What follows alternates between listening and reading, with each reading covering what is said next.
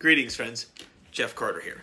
And today is February the 20th, and we are reading out of Strength for Today by Dr. David Jeremiah. As with all the books that I read, I highly recommend picking this one up.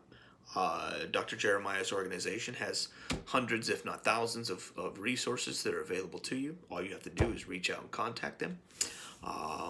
So I highly recommend doing that. Friends, let me start by saying thank you for watching. Thank you for subscribing, and thank you for punching that like button down there. So let's jump right in. February the 20th. Title is Patience in Preparation. I don't know about you, but I always cringe a little bit when I read that word patience, because it means that God will be giving us opportunities to be patient. He won't be helping us just be patient. So I get a little nervous about that one. Patience in preparation. The book of Genesis, chapter 41, verse 38 says, "And Pharaoh said to his servants, 'Can we find such a one as this, Joseph, a man in whom is the Spirit of God?'" We know virtually nothing about the life of Christ from his infancy until his public ministry began, with the exception of Luke chapter 2, verses 41 through 52. The same is true of John the Baptist. Even Moses spent 40 years as a shepherd before becoming the Hebrews' deliverer. And after the Apostle Paul was converted to Christ, it was 14 years before he was welcomed fully by the leaders of the Jerusalem church. That's in Galatians chapter 2, verse 1. Preparation for ministry takes time and patience. Joseph had the same experience.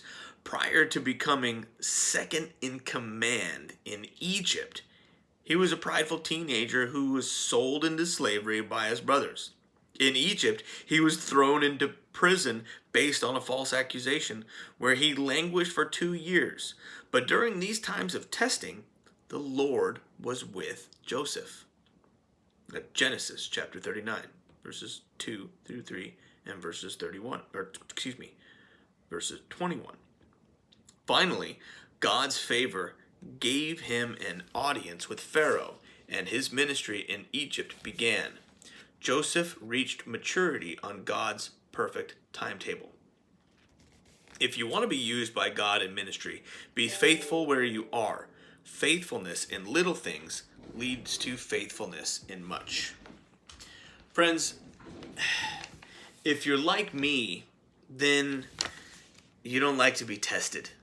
You don't like to be tried. You don't like to have to endure something that my friends and I have been talking about in our men's group is the length of time needed to produce good fruit. And we were using Jesus' example of the fig tree, the parable of the fig tree and the farmer when he came and there was no fruit on the fig tree.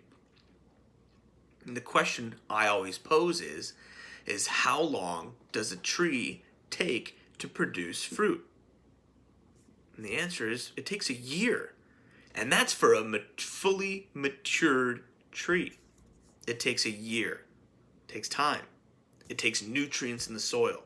It takes care by the farmer, fertilizing it, tending to it, pruning where it needs to be pruned. So it takes time. And yes, it takes all of those things: patience, fertilization, watering, nurturing, pruning. Got to trim it back a little bit, cutting things out of our lives, so to speak. So friends, I implore you to, when you are going through that period of testing, that period of trial, to endure patiently and with the favor of God over you. Again, friends, thanks for watching.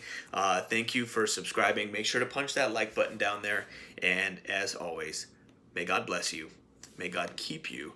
And may God continue to pour out his favor over you and over your families. Bye-bye.